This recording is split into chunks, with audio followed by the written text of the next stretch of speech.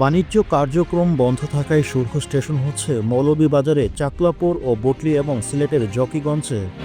প্রতিবেদনে বলা হয়, গত ২৭ নভেম্বর থেকে চাতলপুর ও ২৮ নভেম্বর বটলি স্থল শুল্ক স্টেশনে আমদানি রপ্তানি বন্ধ করা হয়।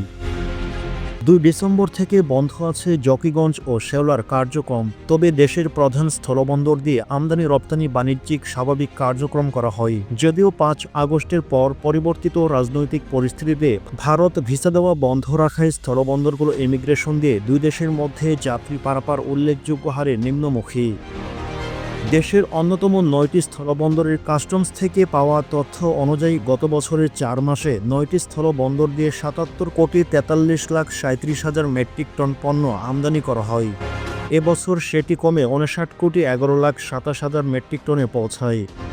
তথ্য বলছে, ভারতের সঙ্গে ব্যবসা বাণিজ্যের জন্য বাংলাদেশে ঘোষিত ২২টি স্থলবন্দর আছে, যার ১৬টি কার্যকর। এর মধ্যে বর্তমানে ১১টি স্থলবন্দরে কার্যক্রম চলমান। টিম টিআরসি হৃদয়ে ধারণ করে বাংলাদেশ। দ্য রিয়েল কনসালটেশন, স্বচ্ছ ভ্যাট আইনে দক্ষ ন্যায্য ভ্যাট প্রদানে। বাকি ৫টিতে বিভিন্ন সময় ধরে আমদানি রপ্তানি কার্যক্রম বন্ধ করা হয়। এগুলোর কোনোটিতে শুধু আমদানি, আবার কোনোটিতে শুধু রপ্তানি কার্যক্রম চলে। এর বাইরে প্রায় অর্ধশত শুল্ক স্টেশন রয়েছে, যেগুলোর মাধ্যমে দুই দেশের মধ্যে পণ্য আমদানি রপ্তানি কার্যক্রম চলে।